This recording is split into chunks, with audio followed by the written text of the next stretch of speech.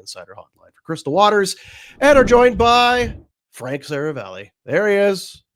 Merry Christmas. It's a little early, I guess. It feels like it's Christmas, but it's still kind of a long ways away. Is it too soon? What are you guys not working next week? God, no. No Monday next week? God, no. I thought that might be like the show with some drinks. That's Friday. Oh. Yeah. Feel free to swing by if you want. Love to Maybe I will ease into my weekend. Got a lot of eggnog if you need it, Frank. Yeah. Look at you guys. Yeah, I know. Continual half milers. I love it. Yeah, that's Kind of our brand. Yeah. Speaking of got a lot of miles on us, but too. So we got to take easier miles now. Yeah. Who are you telling? Look at barely me. holding up. We were talking about the Buffalo Sabres. Terry Pegula sounds like he's going to go and chat with the team, so that'll turn things right around. Perfect. And that'll fix it. So They'll be inspired. That 10-game skid that they're on will be over tomorrow. I think they play. So good news for them. Well, the good news is the Montreal Canadiens on the other end, so you may actually end the skid. Yeah. Look, I never know what to make when I hear something like that. The owner's going to see the team. Like, okay, he owns the team. He sees them 40 times a year, probably. Like, what are we like? Again, not saying nothing's happening, just saying, okay, interesting times. I mean, look.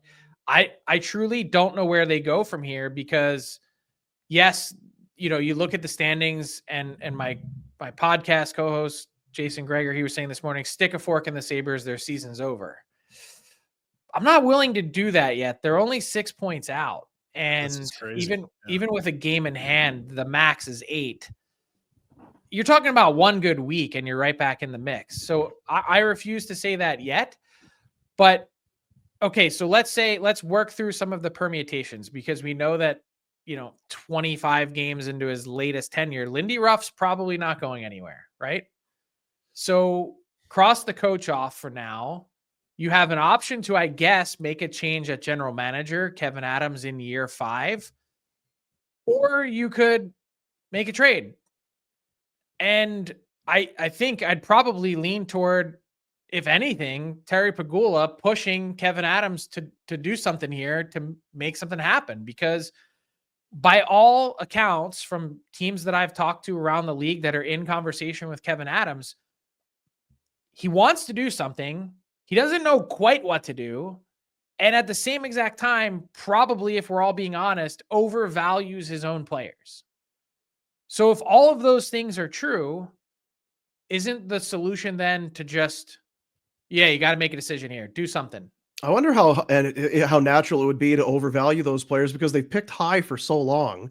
A lot of their guys, they're all top 5, top 10 picks. So you're still waiting for they're going to turn the corner. We've been so high on these guys for years. I was just looking at their roster and it's a lot of guys that, Jack Quinn, one of the top picks, Zach Benson, Dylan Cousins, Bowen Byram, although not their pick, he's there now. Owen Power and Darlene and Peterka. These are all guys who have been highly touted coming up, and they aren't bad players, but and certainly for guys like Quinn and that, it's maybe a little bit too soon, and for Benson. But some of those guys maybe ranked a little higher than they should have been, drafted a little bit higher than they should have been, because none of them are really elite top-line guys. So is it natural to overvalue them? I think you don't. Guys? It's like when in your fantasy draft, you take a guy in the first round. So, well, he hasn't been good, but I used my first round. I can't have him while he stinks and then trade him away, and then he comes through for the other team. I don't know what the statute I think there's probably more trepidation in being the guy that makes the next Sam Reinhart trade. That's probably what the fear is. The next Jack Eichel trade. Yeah. How do you move on from these guys that then go somewhere else and be exactly what you would have needed them to be in Buffalo? So when you wind it back, I understand things have gotten toxic with Eichel and the Sabres, and it felt like it wasn't actually that risky of a procedure so much as they just wanted to screw him because the team felt like he'd screwed them in a sense. How would you play that differently, or had it gotten too far and that wasn't going to be resolved easily? Whether that be get more in trade or find a way to keep, one of these elite franchise centers. Well, the Reinhart one is so totally different than Eichel. Like, I don't know that they have ever gotten to a place where there was bad blood, which I think that's what makes it even more difficult to swallow. Sure. But Eichel, no one can unring the bell, but they picked a fight that was totally unnecessary with the surgery. So I think we can all agree on that. There's no need to, if a player wants to go do something that's a little bit different, but has shown in other sports that works, just because you're the first hockey guy to do it doesn't mean that you're a villain. That said, I can understand from Eichel's point of view, though, all he had done since coming into the team is lose. And every time he turns around, there's a new coach. Every time Jason Botterill gets a 3-year run as GM, which is like impossibly short. But to again spin it back to the team, I can understand they're going, hey, we gave you $80 million in a contract that I'd argue he hasn't really lived up to until the last 18 months or 2 years. Since he left. Yeah. So it is difficult to parse through some of those things. But now looking at this current group, I think one thing that stands out is they probably have more value based on brand name and recognition than what their play has indicated they should be. And you would think that in an alternate viewpoint or universe, that Kevin Adams should be seizing upon that and wanting to move some of these guys before they're further exposed and in a spot where, hey, maybe this guy isn't what we thought he was. We can move on.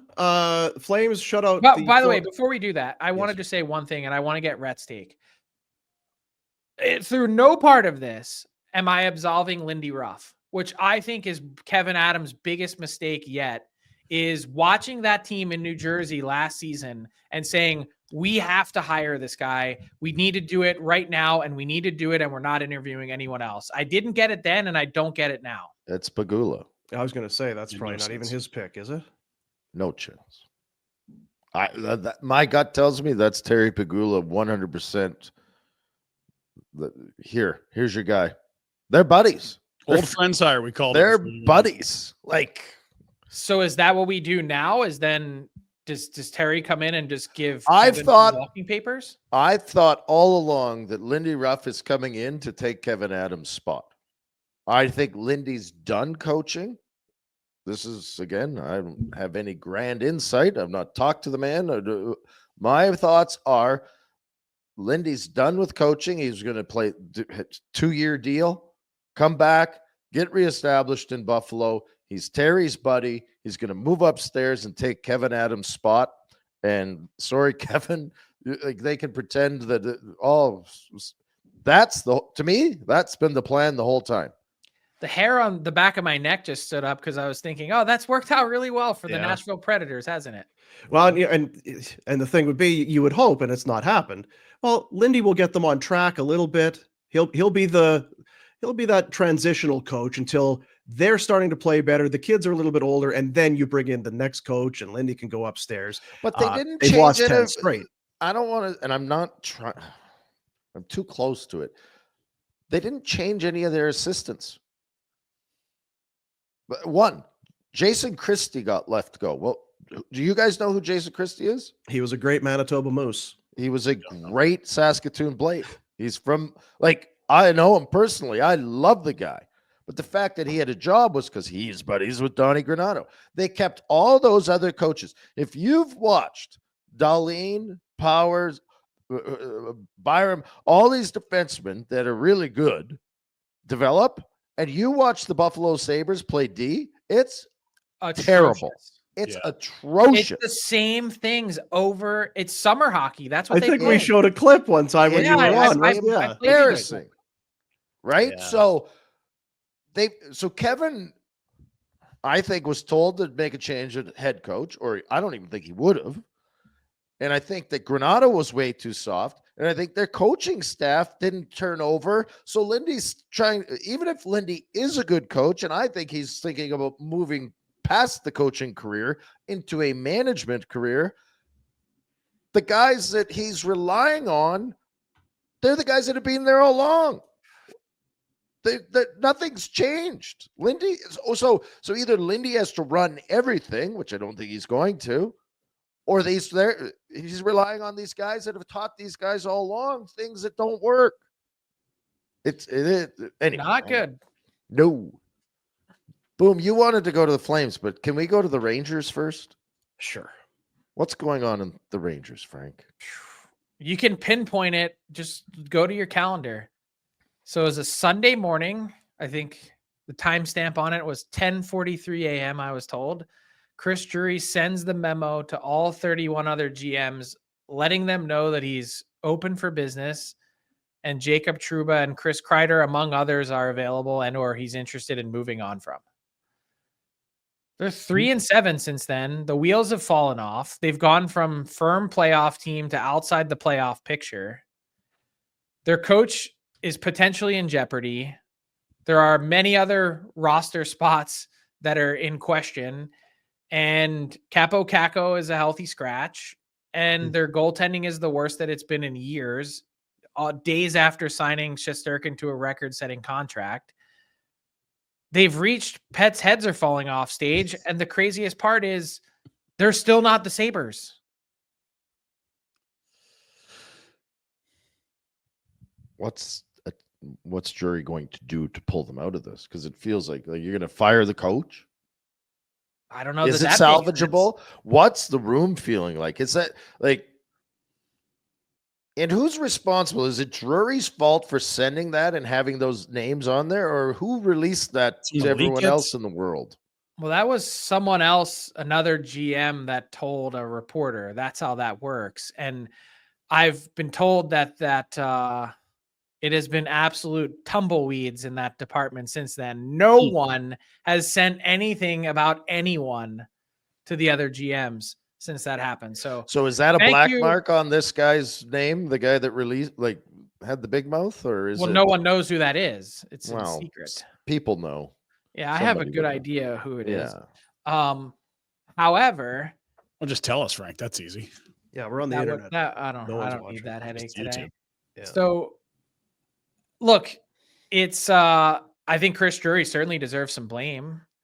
But Rhett, if you're thinking about this from the same, I guess you would be of the same generation as Chris Drury.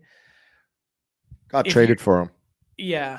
If you're the manager in an odd alternate universe, would you be actually somewhat thankful to find out in November or December that your team is as mentally fragile and weak as it is based on this all happening? Or would you rather find out in April or May? Or is this why they're fragile? The problem, not fragile before. Have they revolted? It would be the question I have. Yeah. These guys were not fragile last spring, were they? No, only Florida got them. But here's the problem with that is they lost in the conference final to Florida, and then it feels to me like Chris Drury and the Rangers front office somehow made a determination: we're not good enough. We can't win a Stanley Cup with this team. And I'm not saying he's wrong. I'm just saying I think it was a panic, and I think he messed up.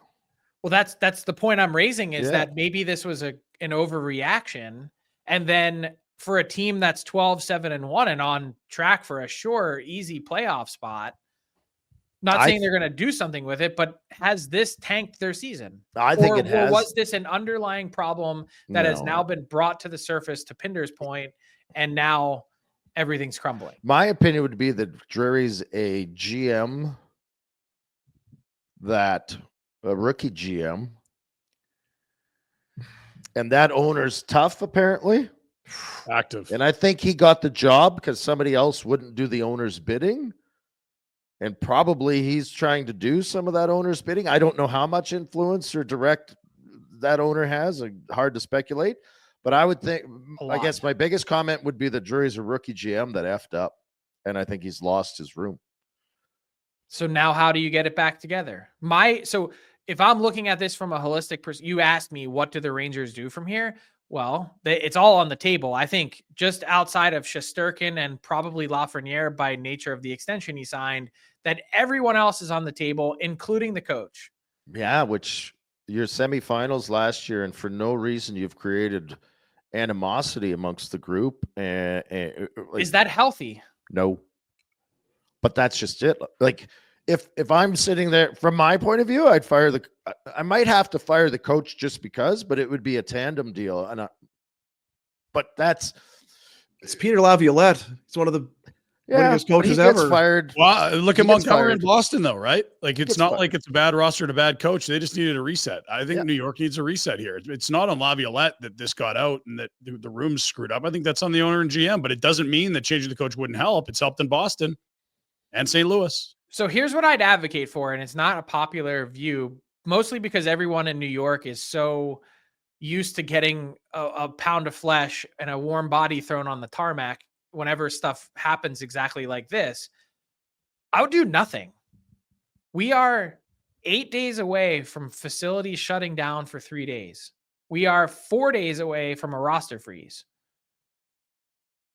What are the chances that a pretty decent team, again, I'm not putting the Rangers in my inner circle of cup contenders, but a pretty good team somehow finds a way after getting a break, taking some time away from the rink to put it all back together again and just plays pretty decent hockey the rest of the way. If you want to make a sizable deal to improve this team because you've now got the cap space to do it, that's a different story. But a knee-jerk reaction right now after a 3-7 run, isn't there a likelihood that either firing your coach or doing something like that?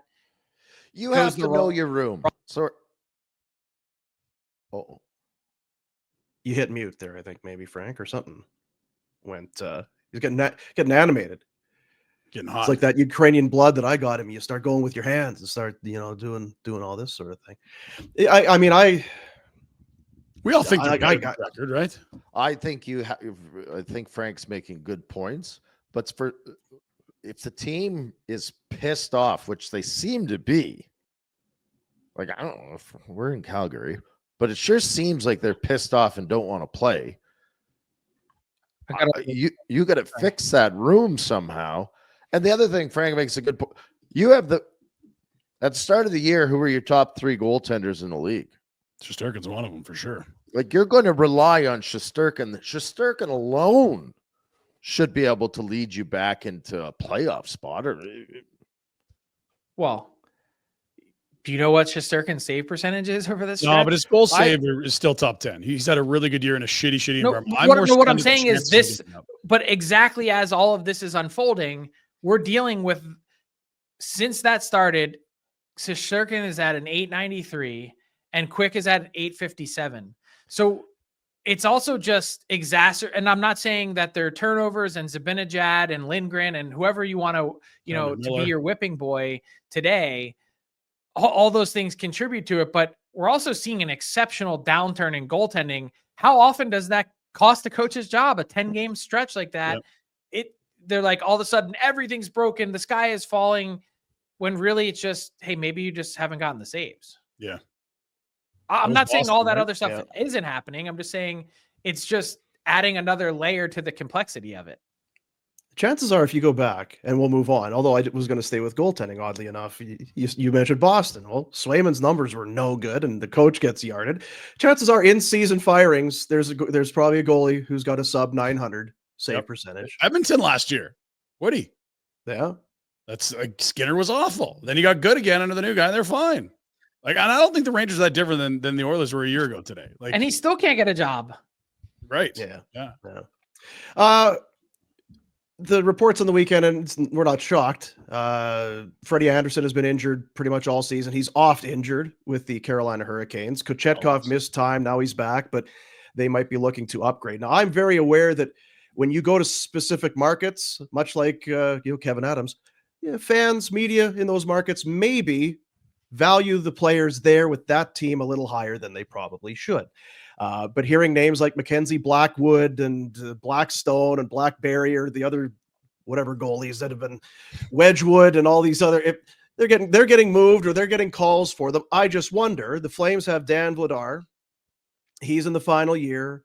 There seems to be a succession plan here. Is it a Calgary only thing that would say, well, Dan Vladar could be a guy for Carolina? Or when you step back, is it crazy to think that, well, Vladar's got a 885 and a 3.08 right now? Who's going to trade for that? Well, first off, you got the bit wrong. It wasn't it was the wood. That's what Yeah, I guess so. Colorado's they've cornered the market on wood. They've got Blackwood, they've got Wedgwood. Now they also have Miles Wood, Yeah. which just if we're talking hockey names, like is Miles Wood not the best hockey name ever? Or 5 wood. Just 3 Miles. wood. You've Could be got golf miles too. and miles of wood. I mean, Yeah, it's tremendous. So anyway, So to answer your question, would the Carolina Hurricanes be interested in Vladar? I do believe that they called the Calgary Flames. They called 1,000 people over the last couple weeks to try and understand what the goaltending market looks like. I'm told with the Canes, they're going to be pretty patient, and that's not going to shock anyone. But the way that they've read the market is name for me, aside from Carolina, one other team that's looking for a goalie right now. oh yeah, off the top of my head, Kent. And Yeah, honestly, exactly. If Because that's what the Carolina Hurricanes just figured out. They go, oh, wait a second. No one else is looking for a goalie. So we've got Vladar. We've got Karol Vejmelka in Utah. We've got John Gibson. We've got all these guys that are going to be available and some that we don't even know yet are going to become available. If we sit back and wait because we're in fine shape, we might not need to pay much at all to get a legitimate upgrade that can help our team. So they understood that the asking price from the Flames was a second-round pick for Vladar. And the Flames, at the very least, are going to try and figure out, okay, what happens here now moving forward? Do we accept, if push comes to shove, do we accept a third? Or do we re-sign Vladar? And that's not going to impact our ability to trade him at any point in time in the future if we want to. The Flames have decisions to make on that front, but Carolina, they're just viewing the whole market going, we don't need to do anything right now. We're not paying a premium. We've never paid a premium for goaltending. We're not going to start doing it now because we know that Freddie Anderson coming back from this knee injury, A, it's a defined period of time. It's not like the blood clot he was dealing with before. And B, whenever he does come back, his numbers have been excellent every single time. I still like both those guys better than Vladar. And to your point, Carolina maybe values goaltending the least of any NHL team when you look at how they shop for it, who they buy, what they spend on a platoon. And Vladar, like when you talk about the Flames, I'd rather have a third rounder than nothing. And I think I can replace Dan Vladar's production. He's been a sub 900 goaltender every year here, and he's got lots of tools and he battles, but the numbers are never that good. Well, what's happened of late? I know the Flames goaltending as a whole has not been as good. Mostly since I mentioned two things. I said, hey, Dustin Wolf should be in the Calder race, and hey, this team can hang in a playoff spot. But if you remember my caveat when I said this team can hang for a playoff spot, it was predicated on them continuing to get the goaltending that they did to start the season. Why did it all go to shit? That's back on Saturday, but yeah, it was a rough couple weeks. Yeah, the effort as a collective went down. The goaltending was not as good, and they don't score to begin with. Yeah, so made me look like a monkey's uncle. I mean, what happened there? Like I say all these nice things. No, we know, Frank. This is what you get. We listen to everything.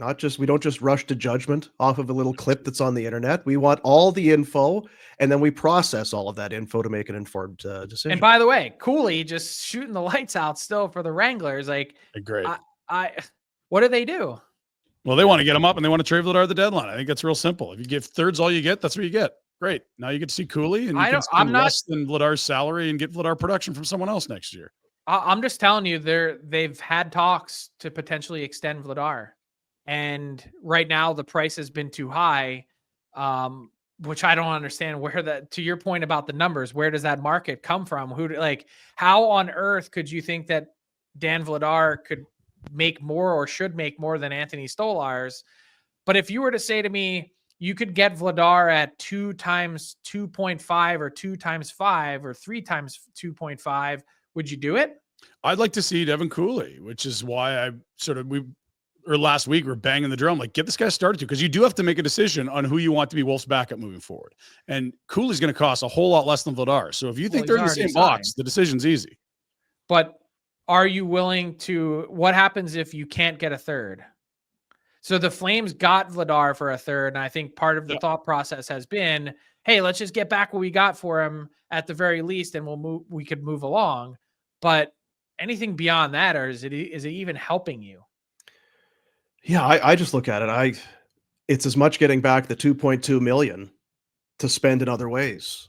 Not that he's making it. It's not an egregious overpay. No, but the goaltending he's providing, $18 million in cap space. I don't know that it matters. No, but it just it's part of the bigger thing. What is he giving you something that is so hard to find elsewhere? No, I don't think not at so. all. Yeah. So Like, I think he's a bottom 10 backup in the league. I think he's goaltender 50 to 70 on earth, somewhere in there. You can go find those guys every single year. It's just everyone's still tantalized by the big body. That's the thing. I agree. I totally agree. You can dream on someone that size, and then you watch a guy that's like a foot shorter come in and post way better numbers. You're like, oh, okay. That's the problem. Is exactly Totally. that though. What happens if Wolf just isn't big enough? It's the same reason why in talking to people, they go, yeah, as much as you see Saros and his numbers are great, I just don't believe Saros can carry you to a cup. It's just too small. I mean, we're talking about Vladar versus Wolf. I'm not really concerned about that battle. I was going to say, don't listen to Pinder's take on goaltending in any at all. He's terrible at evaluating goalies. He likes to think he's got great insight. He talks to these goaltending people. He gets these numbers and insights and all this, and then he wants to sign. Who was it? Boom from Chad Johnson 10 years ago. He was Chad Johnson. Yes, for years. The guy. Isaac. He went 12 months. And when Fleury left, Fleury was shit. He's done. It's terrible. Not Darling. Let's get the snake wrangler there that went to Vegas. And crazy fat instead of had just some crazy really tweets fat. on the weekend. I don't know if you saw that. I didn't. Oof. So yeah, it's. I hope Robin Leonard's all right. That was my first takeaway too. Yeah, of course. You have to run. We'll let you go. Okay. I did have Friday, one more. Frank. Well, go if you. Well, I serve at the pleasure of Boom. I know. St. Louis, just kind of what they're doing. They trade for Cam Fowler, then they scratch, and they're going to trade Brandon Saad, or they're trying to trade Brandon Saad. And what are they doing in St. Louis? It's a good question because on the surface, you look at the price paid for Fowler, and you're like, oh yeah, that makes sense. Like I get it. And even the fact that the Ducks were willing to retain 2.5 of the $6.5 million, you go. Only giving up a second round pick, which is probably in the mid to late second round at that. Okay. Like, yeah, maybe we can rejuvenate Cam Fowler. But then I look at the rest of their blue line and I say, Justin Falk. I mean, even Colton Parayko is already 31 and he's under contract till 37 or 38. Letty. Lots of old guys. Krug, yeah. It's Suter. Krug's not playing. Suter's 40. So the next, you turn around and you go, holy smokes, this might be the oldest defense in the league. And obviously Broberg is the sort of new injection to that. But I guess I'm concerned about the overall direction of the Blues and where they head from here until they can sort of bridge over that gap until the next generation of players. But here's one thing that's totally clear from this season. Doug Armstrong thinks this Blues team can be a playoff team. I totally agree. Yeah. And, Jim Montgomery, the big move with the coaching change, that plus the Broberg and Holloway, attack and aggression. And then now this trade for Fowler, like they're not just sitting back saying, hey, maybe we'll make it. They're trying to will their way into the playoffs, which is a little bit different than we've seen from some of the other teams that are in the mushy middle. They've totally acted like a contender. I don't think they are. It's been odd. Well, that's the tough part that I'm wrangling with because I'm going, okay, even if you get in, which the odds would still be stacked against you, what on earth do you think you're doing when you get in? But once you have done what they did, and Armstrong specifically, once you've been 30th in January and then roll to a cup, you will have some shred of belief that you could do it again. Oh my God. So if I had $1 for every time moving forward that someone says, yeah, but the Blues were in 31st place in January, like we will never, ever. I want someone to clip this because we will never, ever see that again, ever. And if that's the fallacy that you are thinking about building your team, you have lost the plot. And may God have mercy on your soul. Well, congrats to the Nashville Predators on their impending Stanley Cup win. God, they won just to prove and the Cup, Rhett. Amazing. Unbelievable. All right, buddy. Appreciate you. Have a good week. The Thanks, Preds, though, you can stick a fork in them. 13 Yeah, it points feels out. like that's Yeah. kind of a done deal. See you guys. That's good. There he is, Frank Seravalli, our hockey insider on the Crystal Waters Insider Hotline. Hey guys, thanks for watching. Be sure to check out more of our content right here on the Flames Nation YouTube page. We had a bunch of great long form interviews. You can check out some videos we've done as well outside of the studio. And of course, if you want more writing or merchandise stuff, flamesnation.ca or nationgear.ca. Appreciate you watching.